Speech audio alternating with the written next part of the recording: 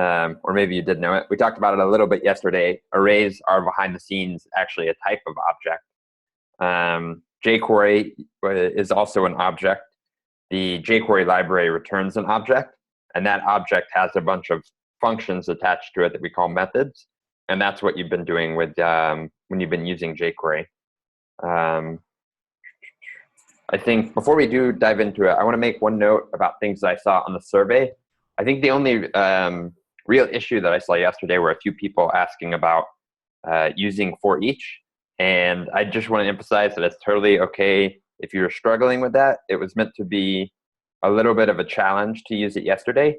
And next week, at the beginning of the week, we're going to be focusing primarily on functions that work similarly to for each. So you'll definitely understand it a lot better about midway through next week. Alrighty, so I'm going to go ahead and dive into objects. So we actually do not have a slideshow today. I'm just going to be going off of my own demo code. I have another slideshow that I'm going to use one slide from.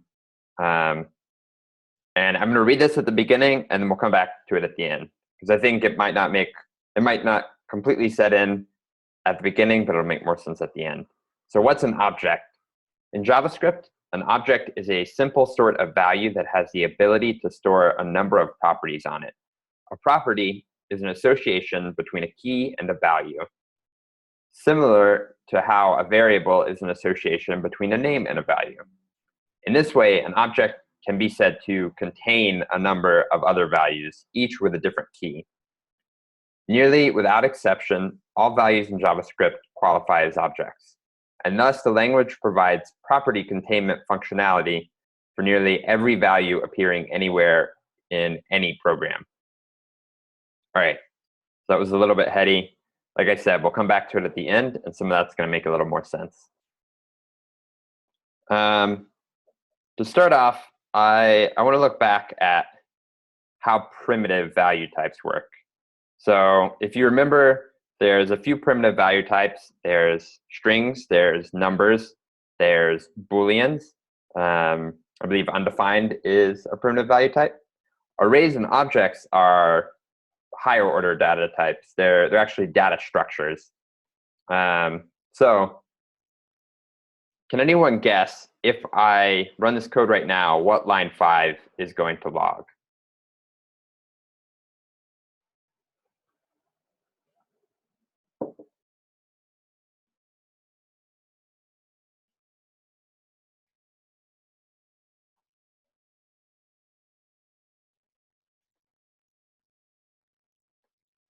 Yeah, John has it. It's going to log, I'm a string that, or I'm sorry, it's going to log, I did it back. It's going to log 5. Patrick and Yancy were right about it. What happens is that variables can point to different values, but the values themselves do not change if they're primitive value types. So numbers and strings, those remain the same in memory. And when you change, when you reassign a variable, you just reassign what value it's pointing to. So in this instance, we say we create A and it points at 5, and then we create B and we point it at A, but because A is pointing at 5, behind the scenes, the interpreter points B at the value type 5, or I'm sorry, at the value 5. And then when we reassign A, we're pointing A at a different value, but B continues to point at the value 5. So we'll see in a minute that that works a little bit differently with objects and arrays.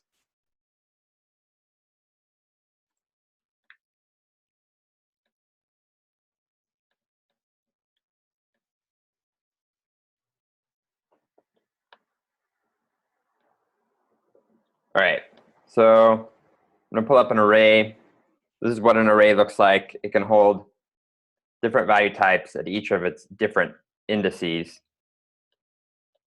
An object is similar, but instead of having numbered indices, we actually get to name where we get to name each place in the object that we're going to store a value. So the first thing to notice here is that instead of being wrapped in square brackets, objects are wrapped in curly brackets. And then objects are made up of these key value pairs. The word on the left-hand side is the key, and the value on the right-hand side is the value. And just like arrays, we can store any value in an object at a certain key. So collectively, this is called a property, but the property is made up of a key and a value. I also want to point out that the key, when we're writing the object like this, we can write it without any strings, so without any quotation marks, so that it looks like a variable, but behind the scenes, all of your keys actually have quotations around them, and it also works if you depict them all with quotations around them. Oops. So when you're writing out an object, this is called an object literal. Whenever we are writing out the whole object like this, it's called a literal. This is an array literal. This is an object literal. And in the object literal, you can depict the keys either in the way that you would as a variable or as a string.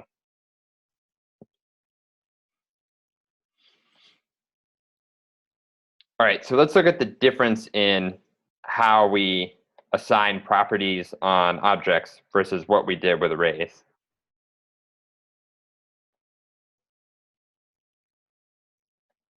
All right, so we have our array literal, we have our object literal. Let's imagine that we've got a website where people come and log in, and when they log in, we create an object to hold information about the user. And this object can be passed around our program so that different parts of our program know different things about the user as they're moving through the program. So that, like, when you log into Gmail, up in the top right-hand corner, it's got an avatar. So it's a picture that you picked out, and it has your username. So in that way, the website, different pieces of the website know different things about your user profile. So let's say we were going to assign a name.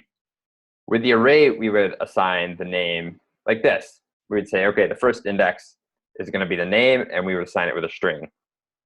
If we want to do that with an object, there's two ways of going about it. The first one is called dot notation.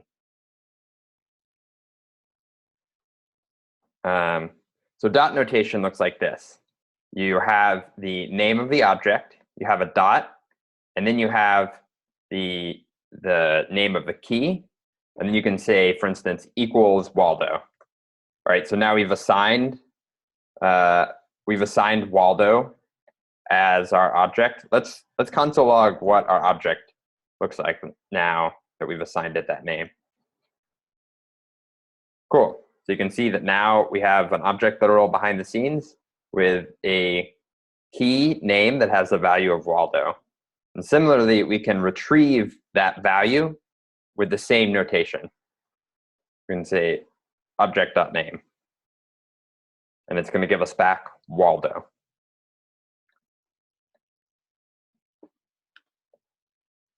The other way of accessing a property on an object is called bracket notation.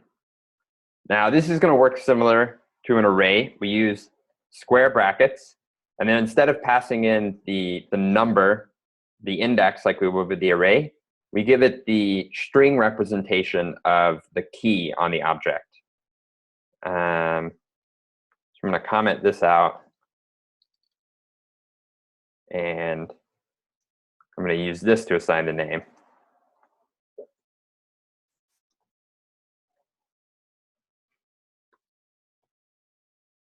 Cool. So you'll see that bracket notation does the same thing as dot notation. It's just a different syntactical structure.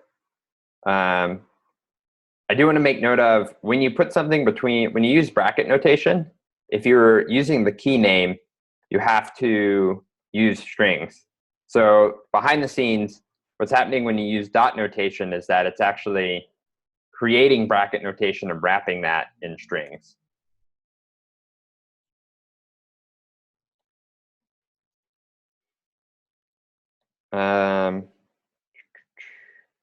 Let's see. Oh, one other thing to note: if you have a key that you want to use spaces in, so for instance, when we create a variable, let's say that we created the variable favorite food, we wouldn't be able to put a space here. That's going to give us an error. Instead, when we're creating a variable name, if we do want to have something that looks like a space, we either need to give it like a dash or an underscore, or a lot of the time, actually, I take that back. I don't think the dash works. You have to use underscore, or people use what's called Camel Case. You've probably seen this, where the first word is lowercase and the second word is uppercase. On an object, you actually can have keys that have spaces, but you have to use bracket notation to assign those so that you can give it a string value.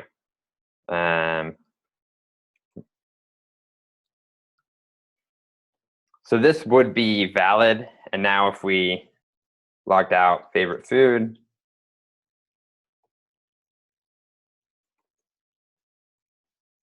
and notice I have to use bracket notation to access that property as well. All right, so it gives us back what we expect. And the reason for that is that when it's between strings, the interpreter sees it as a single value, versus when you try to write a variable like that, it actually would run into these and it would see each of these words as separate values, essentially separate variables that it was going to look for.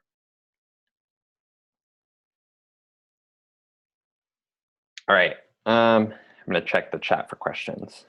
Why would you use one over the other? Mostly for stylistic purposes. People use dot notation more often because you'll notice as you start to use it, it's a little bit easier to write. So there's not necessarily any other upside to using bracket notation except for using it for that space if you need it. Let's see.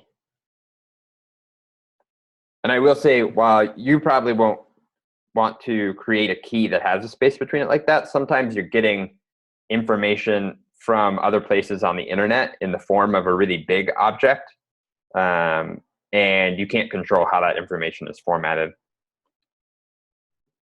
So would using bracket notation allow us to use variable name inside the brackets as opposed to dot notation where we couldn't use it? That's a really good point. Yes, that would work. And that is one other reason why you will use bracket notation sometimes. So let's say that in order to create favorite food, let me think about an example for this.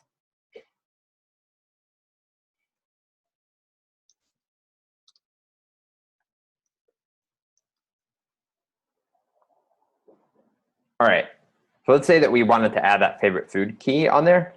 Another way of doing it is that using bracket notation, we could actually pass a variable.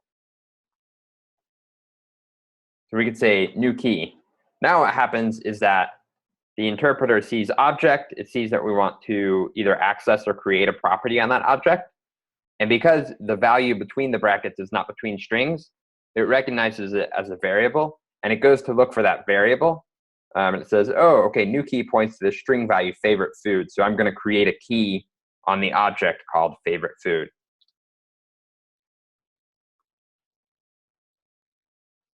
I don't know if you can tell from this example, but cheesecake is far and away my favorite food. All right, cool. So you'll see that we use the variable new key to create this favorite food property on the object that we're working with.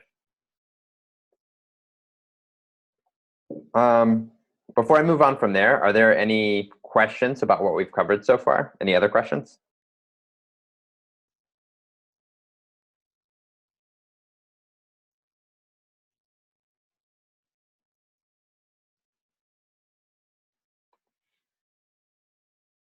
Alrighty. Cool. So let's jump back to our example from the beginning where we assigned B to A, and then when we changed A, B remained the same. Remember, because B continues to point at the value 5. And those primitive value types don't change in memory. Well, it's a little bit different with objects and arrays.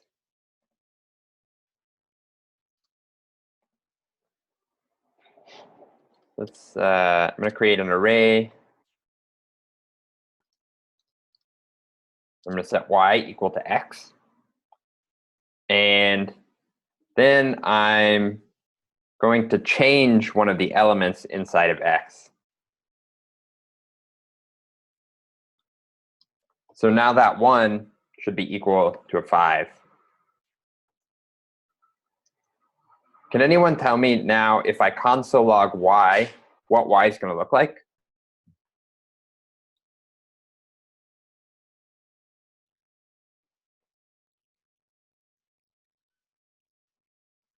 Yeah, exactly. It's going to be 5, 2, 3.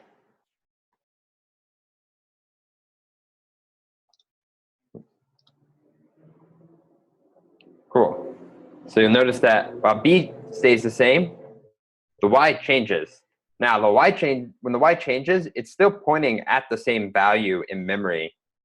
But the difference is that arrays and objects are seen as a single value in memory, and that value can be altered since it's a larger data structure. So we can change values that exist within this particular array or this particular object, and the variables that are pointing at that array or that object will continue to point at that value, which has changed.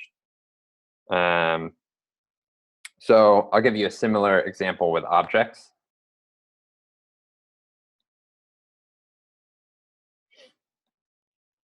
All right, so let's. I'm going to create a user. This user's name is Waldo, and you'll notice that Waldo, there's a key on our user object called isUser, and it's going to be true or false based on whether that user is active on our website, like whether they're still an active user. And then we're going to create a copy of our original object. And then on the original, we're going to use the original to change that isUser property to false. Maybe they've stopped coming to the site for whatever reason. And now we're going to console log copy.isUser. So does anybody want to take a guess at what this is going to log out?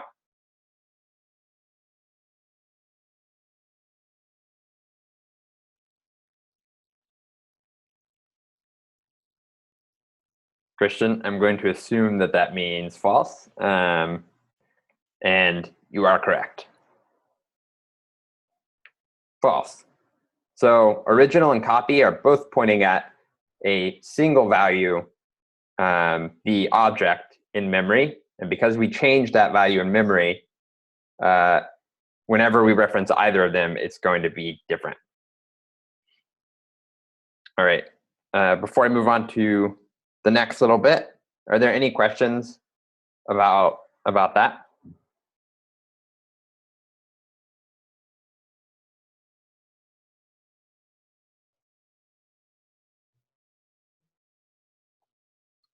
All right. All right, so now we're going to move on to methods. We've seen methods before. Methods are functions that are attached to objects and can be called, they can be invoked from those objects. So I'm going to bring my user object back. Good old Waldo. And I am going to create a new function on Waldo. So you'll notice I'm assigning a key called greet, but the value that greet points at is actually a function now instead of a string or a number or a Boolean. Hold on, I'm just going to copy and paste this.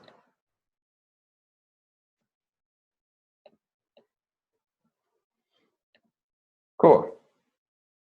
All right, so now if I say user.greet, I can add call time parentheses. I can actually call the function, and it's going to log out. Hello, my name is Waldo. How are you? And you may remember that we've seen this in terms of arrays. Yesterday, we had array.pop,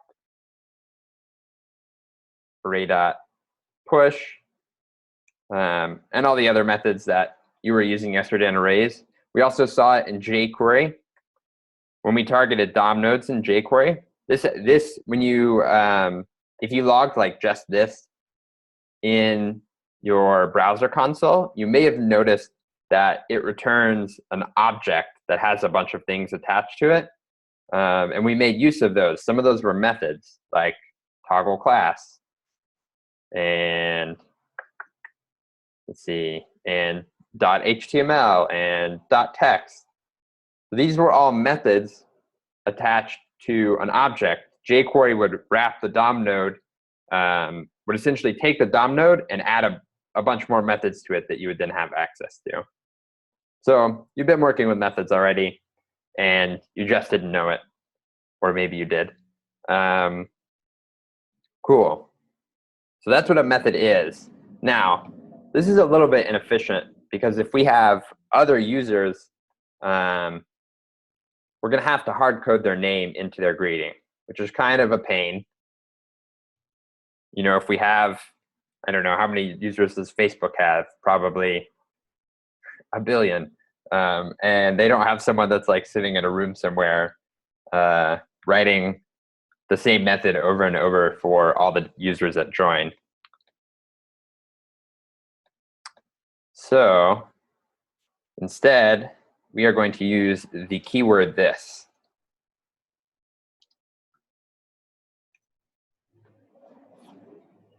So now I'm going to create two different users. I'm going to create Waldo and a new user named Lisa. And I'm going to change my user method. I'm sorry, my greet method. So that instead of hard coding the name, it's going to use this. So what is this? This, in the context of objects, this is going to refer to the object that function belongs to. Or more appropriately, it's going to belong to the object that's calling the function. This will refer back to the object. So in this case, when we create waldo.greet equals function and we refer to this.name, when we call this, when we call the greet function, this is going to refer back to our object Waldo. Cool, it logged the same thing. And the nifty thing about this, the nifty thing about working with the keyword this is that as we can attach this greet function to any object that has a name property.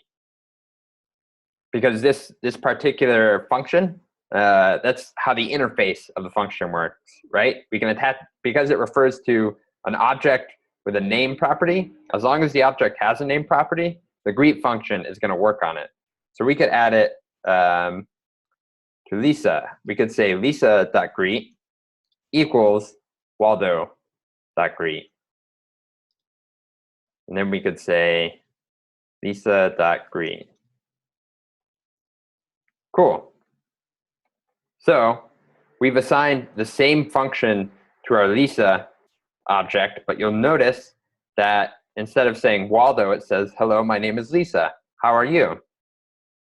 This is because when we call greet from Lisa, this keyword refers back to the object that's calling it.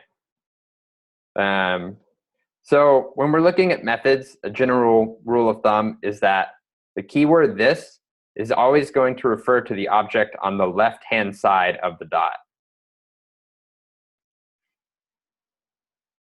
Are there any questions about that before we move on?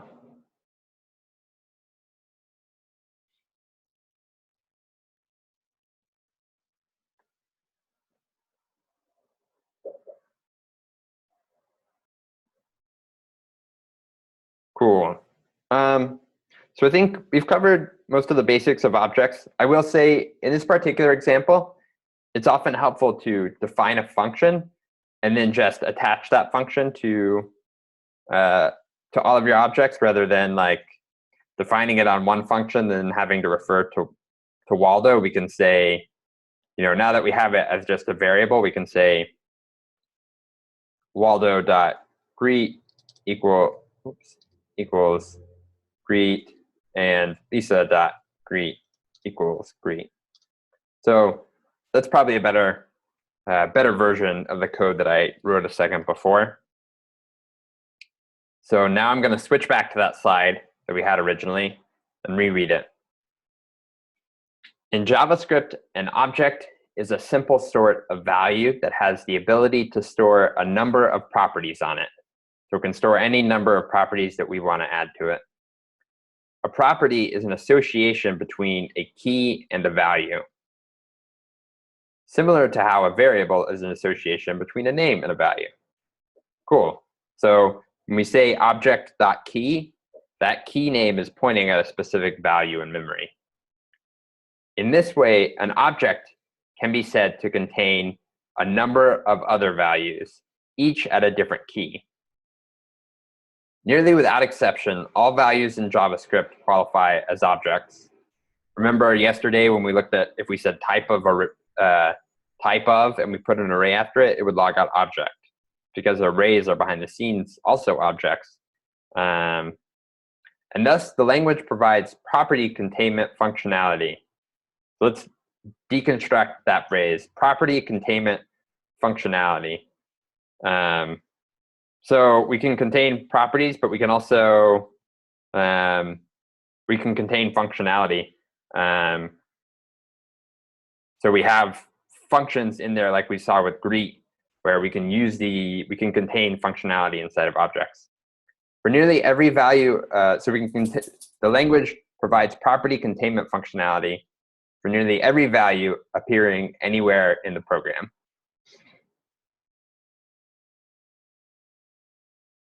All right. So that about wraps it up. I do want to make sure before we leave that everyone understands how to declare an object literal, like we did with Waldo and Lisa, how to assign new properties using dot notation and bracket notation, and also how to assign methods and how to call methods from an object. Does everyone feel clear on those concepts?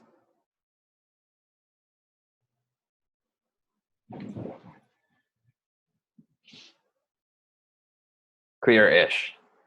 Do you have any specific questions, Vincent, or do you feel like once you dive into the exercises, it'll gel more? Can I go over the last part? The part about the keyword this?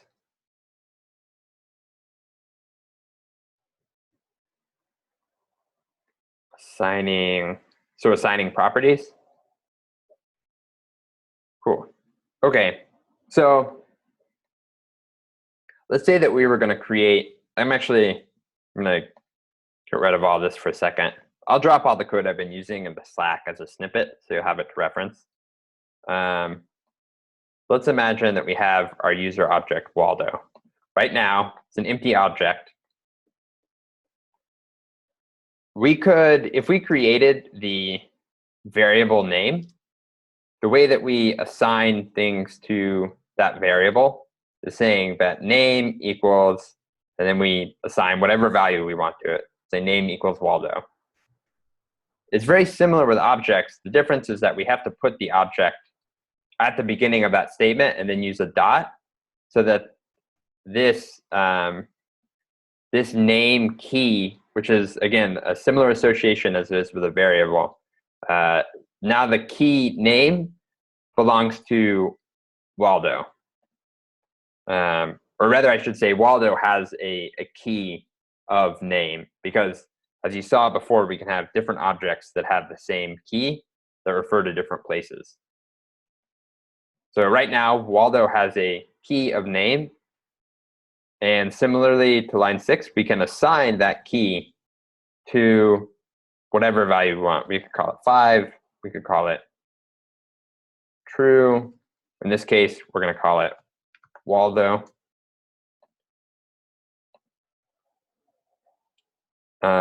And that's the syntax for dot notation. If we wanted to do that with bracket notation, we would have the same key, but we would have to put it between quotation marks.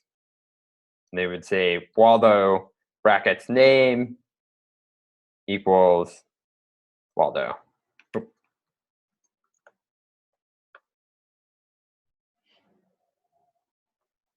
Does that make sense now? Yeah, no problem.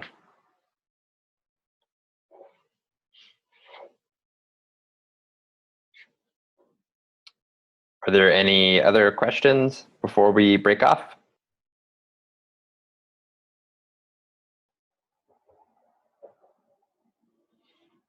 How to assign the same function to two objects? Cool. All right. So I'm going to recreate Waldo as an empty object and Lisa as an empty object. Actually, I'm not going to make them empty. I'm going to go ahead and give them their name properties.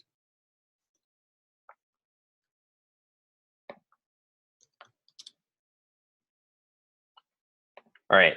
So these both are just objects with name properties. Now I'm going to create a function called greet. Same function as before. And actually, I'm going to go grab that function. All right, so we have greet. We could call greet out in the global scope right now. I believe that right here it's going to say undefined because there's no name attached to the global scope. Yeah, hello, my name is undefined, how are you? So you can see that it's just a function that exists like any other function, and we can call like any other function. Now, we can create a key on our objects which points to that function. Oh, whoops. Waldo.greet. So this is just creating a key. And again, we could set it equal to any value. A function is a value, just like an object is a value, an array is a value, a number, a Boolean, a string are values. So we could say Waldo.greet, and then we could console log that. So right now, Waldo.greet would log out 5. But we can instead point it to the value of the function greet. All right, so now if we log out Waldo.greet, you'll see that there is a function at that key, right? So now it's pointing to a value which is a function. So now we can use the Waldo object to access that function and call that function. Cool. So now we can do the same thing with another object.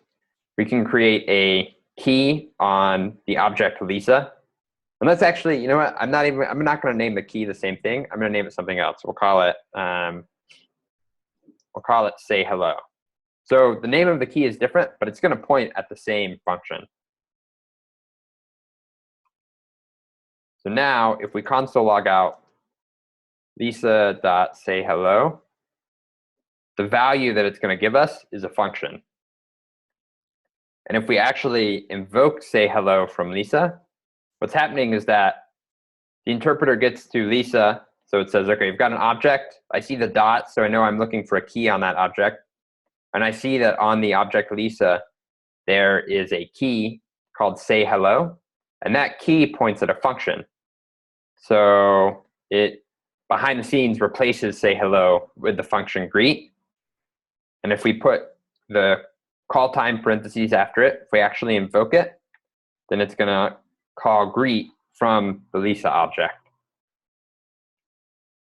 Does that answer the question?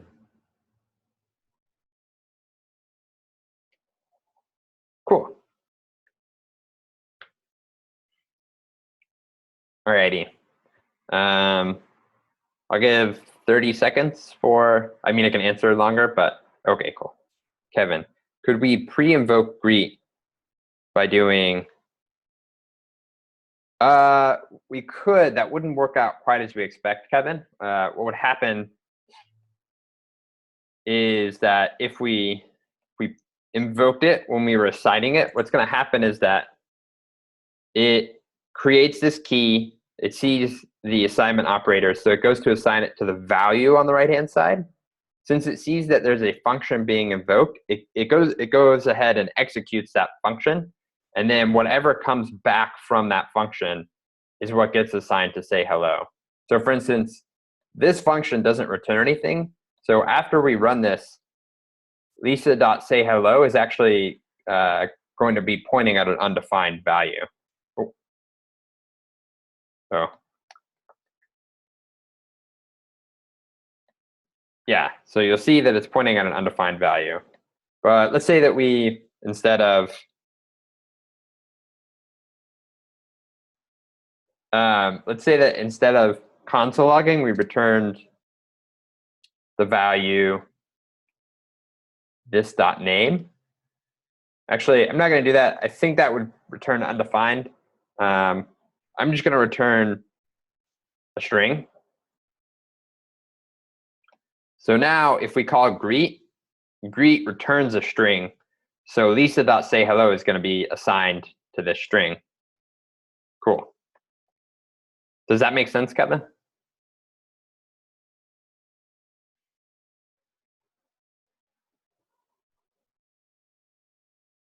Awesome.